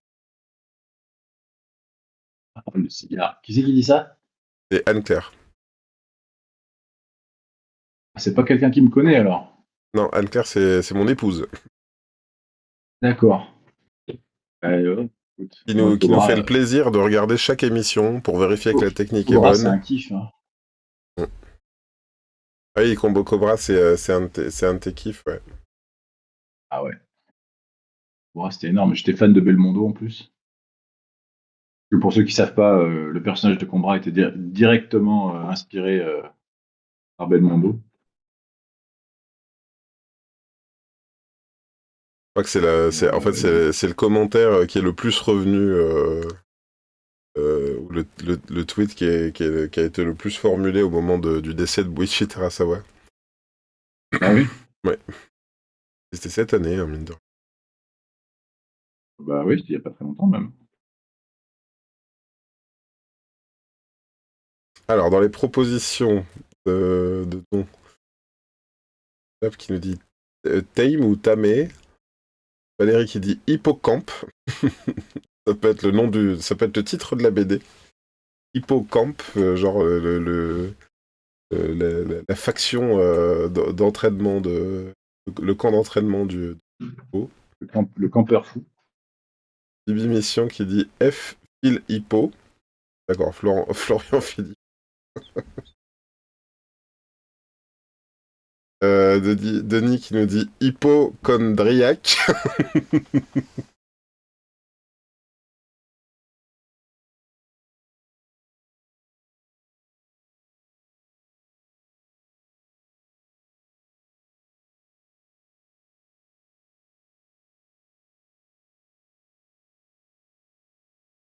Que t'es en train de dessiner. C'est bien mystérieux. On va voir si. Pat qui nous dit hypothalamus. Peut-être Amus, tout simplement. Elia qui nous dit Hippolyte. Ah, pas mal. Ah ouais, ça pourrait être la version guerrière de Hippolyte et il y a Casimir qui arrive aussi.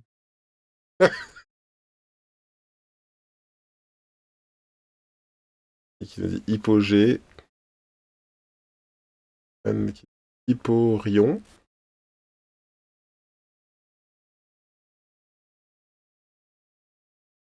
Potham. Ça y est, on a toute la faction de l'hippocampe. Hein. On a tous les noms de. Donc, Dirac, Amus, Light, G, Rion, Ham.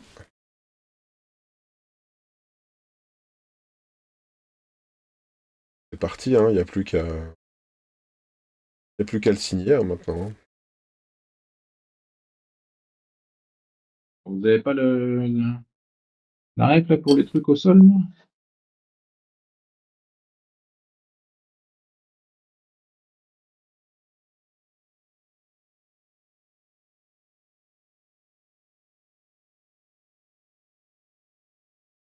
Je vous le dirai à la fin.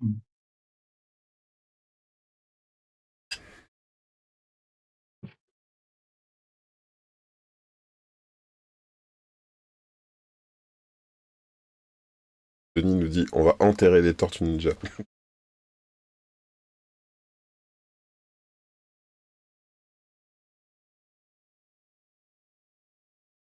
vrai qu'au moment des tortues ninja, ça a fleuri pas mal. Les copies, il y avait les Biker Mice, des souris, Harley Davidson. Oui.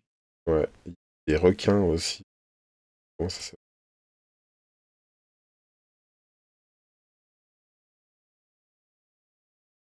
Bref, tout a déjà été fait.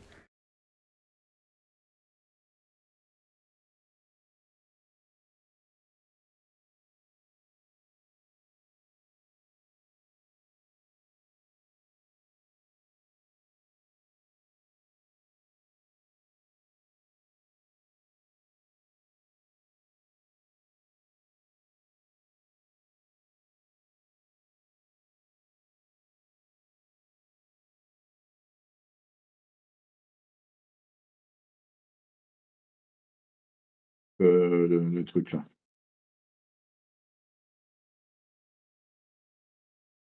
Des propositions. Il y a. Chris nous dit Dirty Harry Potam. Johan nous dit avec son ami Ron Seros. Euh, Denis nous dit avec Croc Odile.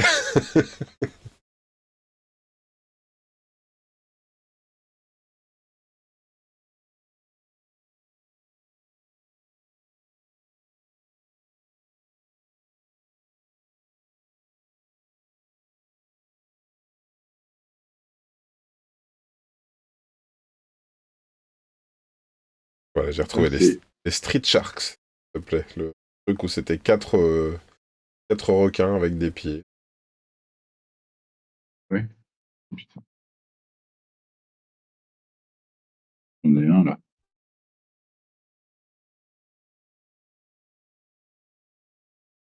Là.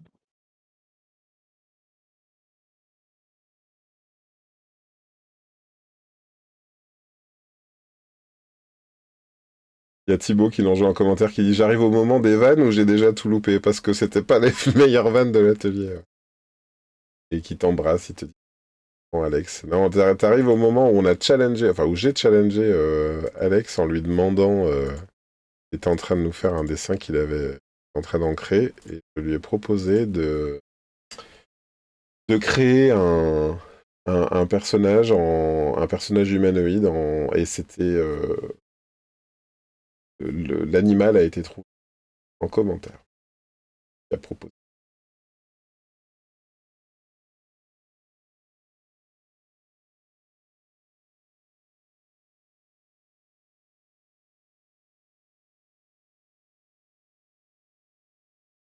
Alexis est en train d'apporter les dernières touches à son ref, ref que on va retrouver. Confirme Alexis, hein, c'est d'accord, on retrouvera très rapidement sur l'Instagram de l'atelier. Bah oui. Est-ce que tu veux essayer de poser une couleur ou est-ce que c'est trop long? Comment tu envisages la fin de l'émission? Je te laisse un petit peu. Est-ce que tu veux nous reparler encore d'autres choses? Des Je sais questions pas, genre. demande il y a des suggestions plutôt. Suggestions Moi, je suis open, hein. sur le perso ou sur ce que tu voudrais faire? Bah, je sais pas, non, n'importe quoi. Que les gens ont des questions, ont Ouais. Est-ce que vous voulez qu'Alexis nous propose des une danse, envies par de voir exemple? quelque Parce que chose. j'ai vu passer certaines vidéos de danse. Denis. Bon, donc sinon, moi je vous le dis quand même, mais là c'est l'hypoglouton qui défend ses billes. Mais oui! Ah là là! Mais bien sûr, l'hypoglouton. Il y a personne j'étais persuadé que j'allais avoir des hypogloutons à gogo, les suggestions et même pas. Mais c'est très bien. Bah, je te propose, alors, allez, tant pis, j'y vais. Mais écoute, si c'est hypoglouton, rappelle-toi, les hypogloutons, il y en avait un rose, un orange, attends, je vais regarder, un jaune. Je te propose de marquer très fort le coup en le colorant tel un hypoglouton. Hop, il y avait un bleu, un... Ah, il n'y a pas de rose, pardon. Un bleu, un orange, un jaune, un vert. Merde, j'allais le faire rose. Il n'y Bah, a fais pas le alors rose, de. c'est très bien. S'il y a eu des versions avec rose, tu vois. En 66, ça devait être le jeu que tu avais, toi, avec ton grand âge.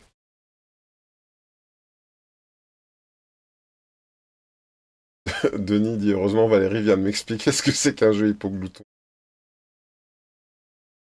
Sûr qu'il fallait sortir un peu de Goldorak, hein, Denis, hein.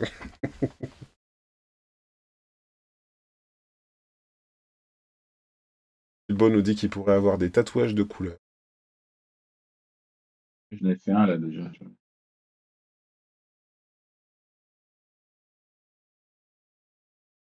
Le tatouage pour sa maman.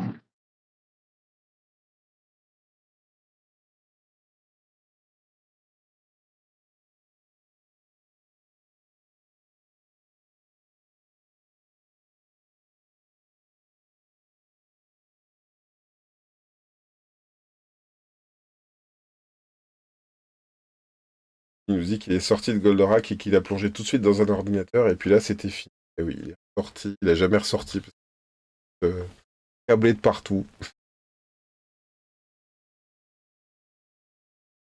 Et maintenant, il n'arrive pas à se servir de Siri.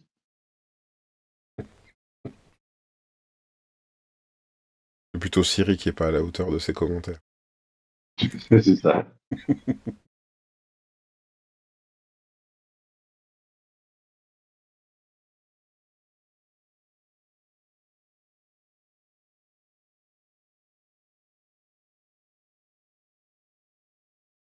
Quand je me sers de Siri, en général, je l'insulte au bout de 2 minutes. Et il me dit, oh, Greg. Il parle par contre prénom. Toi. Ouais, ouais, quand tu Je l'insultes, m'en sers pas, il... moi. De ça. Oui, bah t'as bien raison.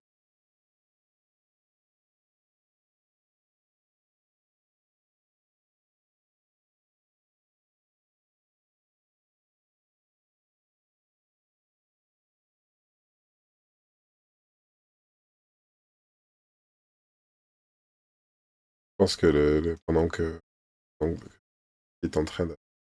Dernière touche, on approche de l'issue de l'émission. Est-ce que parmi vous, dans les commentaires, il y a des questions qu'on n'aurait pas encore posées?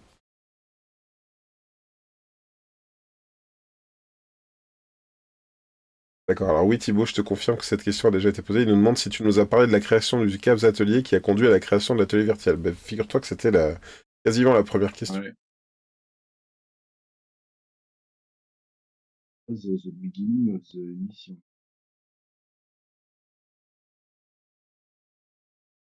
Et évidemment, pour ceux qui n'ont pas eu la chance de voir le début de l'émission, vous pourrez retrouver tout ça d'abord sur la chaîne Twitch, et puis également en rediffusion sur YouTube. Abonnez-vous, mettez la cloche.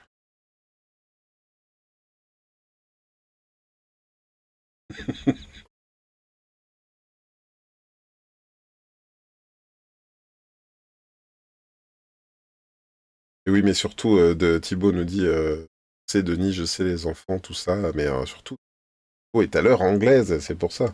Pour lui, il est encore tôt.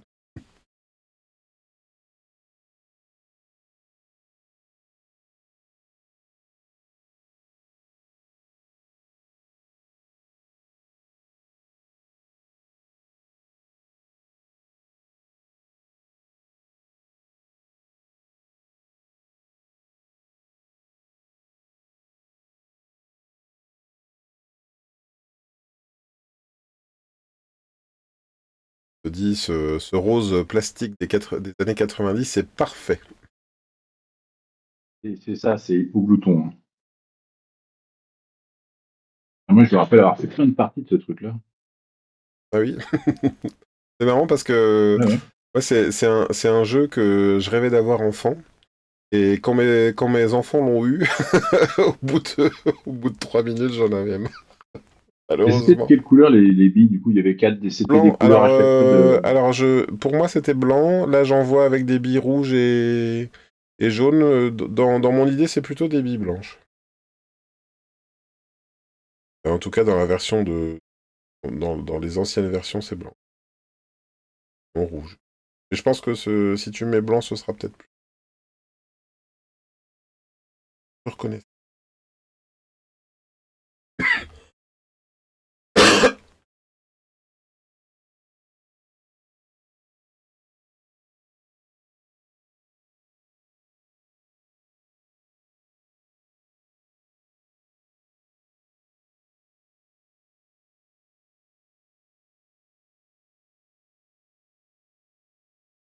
Et il se nous dit, j'ai encore le bruit des mâchoires des hippos qui résonnent dans mes yeux de plastique. Pour ma part, un des autres jeux qui me donnait beaucoup, beaucoup envie quand j'étais petit, c'était Picpus. Je sais pas si vous vous rappelez, Picpus, Un Picpus, faut ouais. pas qu'elle Moi, s'échappe. j'étais Ah déjà non, un non. peu vieux, moi. Ouais. Et en fait, je l'ai vu chez un copain et Picpus, il voulait pas qu'on l'allume le machin.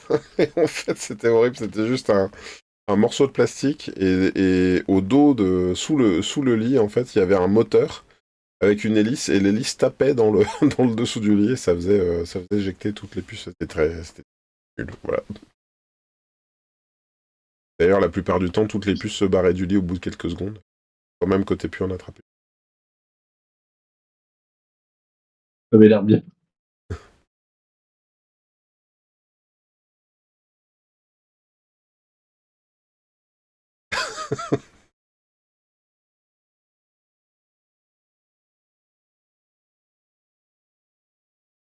Denis nous dit, j'imagine après la séquence chez le psy avec les enfants qui racontent que leur père passait sa vie sur Twitch avec ses copains alcooliques à mater les hippopotames. Euh,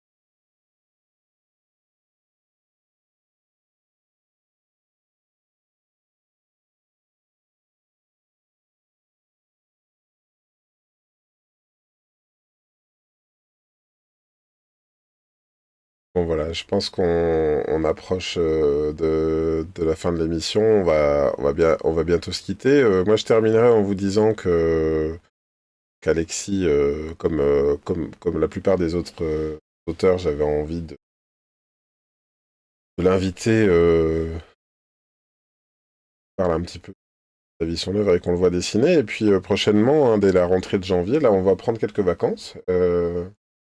Et à la rentrée de janvier, on va commencer un petit peu on va continuer une partie du temps à proposer des débats et des rencontres comme ça en solo. Et puis, on va instaurer un nouveau format de rencontre ou de duel, hein, on va voir ça comme ça. On pourrait très bien imaginer que cet hippopotame a été fait par Alexis en parallèle d'un autre personnage. J'ai déjà une idée donc de deux invités qui pourraient venir réaliser un duel de cow-boy, par exemple. Ça pourrait tout à fait être autre chose. On a aussi des gens qui sont spécialisés dans la course auto, ça pourrait... Et là aussi, ça pourrait complètement faire l'objet de commentaires de votre part. On essaye de rendre cette émission participative et à mon avis, tout le sel et un petit peu l'inventivité aussi. Poser une contrainte comme ça en dessin. Je pense pas que Alexis t'ait démarré l'émission en imaginant que tu allais faire un hypoglouton rose avec une Non. grosse pétoire, hein, j'imagine. Non, Ben non. voilà, c'est la magie du live, j'y crois très très fort. Ah, Claire nous dit c'est un plaisir de vous découvrir un peu plus chaque semaine, ainsi que vos univers et manières de faire respectives. On a Jap qui nous dit merci, passez de bonnes fêtes de fin d'année. Merci à toi, Jap. Pat qui nous a dit au revoir. On dirait que ton hippo est au Vietnam. Valérie oui. Mangin, bah, on espère que tu as commencé à pitcher le projet, hein, Valérie, parce qu'on compte un peu sur les scénaristes de l'atelier pour concrétiser tout ça. Anaïs qui dit il est trop classe, bravo. Je plus moi, je trouve super classe aussi. Johan qui nous dit il faudra qu'on fasse des raids à la rentrée aussi. Bah oui, bah écoutez, si en commentaire vous voulez nous expliquer comment on fait des raids, parce que moi j'y comprends rien. On pourra faire Je des pourrais raids dire. vers d'autres chaînes. En fait, c'est le principe de Twitch, effectivement, d'envoyer toute sa commu vers. Ah ouais. Anne-Claire nous dit on sent toute la motivation d'un joueur d'hypoglouton. Je suis assez d'accord.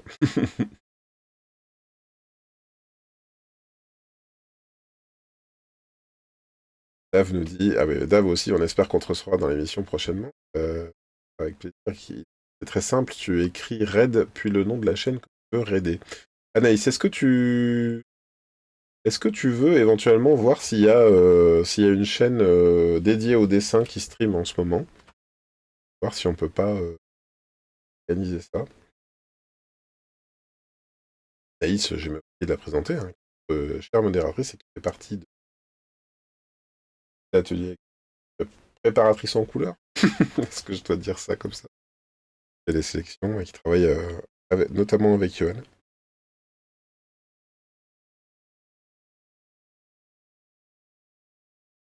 Ça veut pas dire qu'elle pense que la Terre est plate. La différence entre platiste et aplatiste. Peut-être le sujet d'un prochain débat. Platiste, aplatiste, même combat. Ça.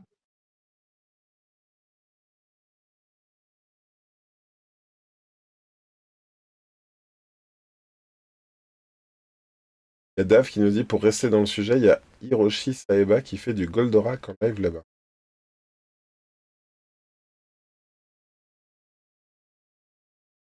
Ça pourrait être sympa. Enfin, en tout cas, il y a pas mal d'auteurs de Goldorak ici.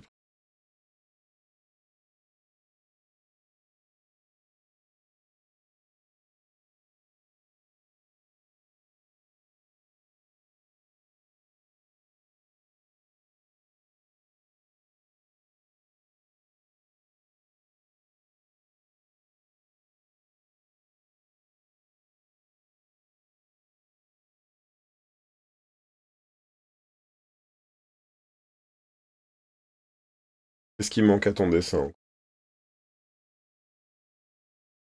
Lumière.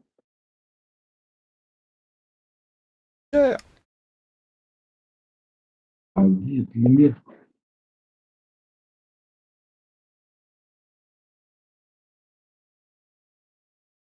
Johan propose qu'à la fin de ton dessin. Pourquoi vous voulez pas le faire pendant son dessin? Il se retrouve tout seul ici. On se barre tous ailleurs, le pauvre Alex.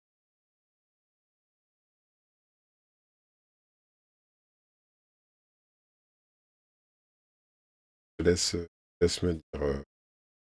Je te laisse sonner la fin de l'émission. À ton goût. J'ai un outil qui est pas facile. pas ce que je veux. Yann nous dit merci, c'était une première en live pour moi. J'avais vu des vidéos en rediff très chouettes et ça a une autre dimension en live. Bah écoute, Elia, on est très content de t'avoir Mais tant t'avoir mieux, reçu super. et on espère Bonne idée, te revoir c'est super. et venir à l'occasion faire une petite colo, je sais pas, à l'occasion de collab. On a prévu de faire ça aussi. J'avais dit elle tout à l'heure, mais ça peut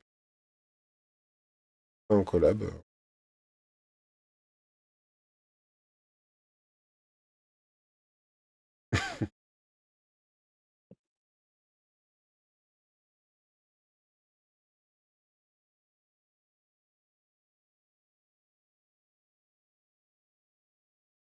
Le raid à la fin de l'émission. 1 minute pour. Et donc c'est moi qui dois le lancer depuis. Comment ça marche Dave?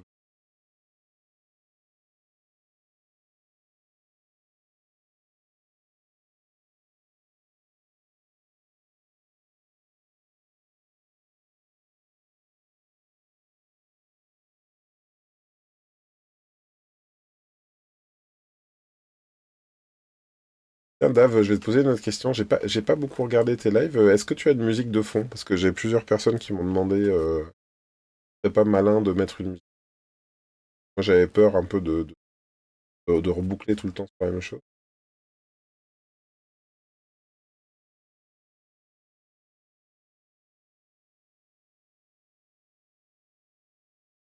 Oh là là, je comprends plus rien aux commentaires.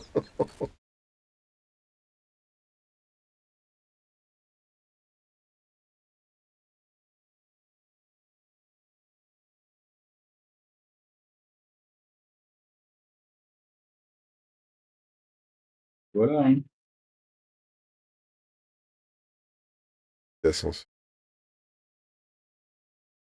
Bien. Eh ben, écoute, Alexis, moi, je suis très. J'espère que tu es content de Ah ta ouais, il est 11 heures participation. quand même. Ouais, ouais, ouais. J'espère que t'es Ouais. content de ta participation à Ça passe l'émission. vite, hein, en fait. Ouais, ouais, ouais, ça passe vite. Moi, en tout cas, je suis très content d'avoir pu faire là pour faire l'émission ensemble. Et Bah ouais, c'était bien. j'aime beaucoup proposer. Et puis, j'ai beaucoup apprécié aussi ce que. Et je pense que je vais l'ancrer ce truc-là et le finir comme il faut. D'accord. Et ben, Et bah ouais. ouais, ce sera bonnard. Et effectivement, on pourra retrouver ça sur un enregistrement de la chorale de la télé pour la musique. Très bien. Eh ben, écoute, ça pourrait être l'occasion d'une prochaine émission, la création de la bande son. Donc Alexis, écoute, je te dis à prochainement. On pourra complètement refaire une émission à la faveur de la sortie du prochain tome de Do, aux Alors, Comics Bureau. No, je ne sais pas encore quand il sortira. La D'accord. prochaine sortie, c'est Wakan que j'ai dessiné avec Brice. Et bah, qui est sorti d'ailleurs, donc Fin qui est janvier. imprimé. Fin janvier. Il est imprimé, ouais, exact, exact. Enfin, oui, il est en train d'être fini d'imprimer, mais on a eu un exemplaire, ouais. Denis te dit c'était Et super, Alexis. Hop, Valérie aussi, bravo Alex, bravo aussi également. Je vous dis merci à tous d'avoir été présents pendant l'émission. Merci pour vos commentaires et vos questions. Et salut les copains je ne sais et pas les si le copines. raid est prêt ou si ça va marcher ou pas. Bonne fête de fin d'année à tout le monde, effectivement. Merci à tous. Ouais, moi, je suis très content d'avoir mis en place tout ce qu'on a mis en place sur la chaîne. Et je vous dis à tous, bonne fête et à la rentrée. Salut Alexis, à bientôt. Ciao tout le monde, Hop, merci. bye.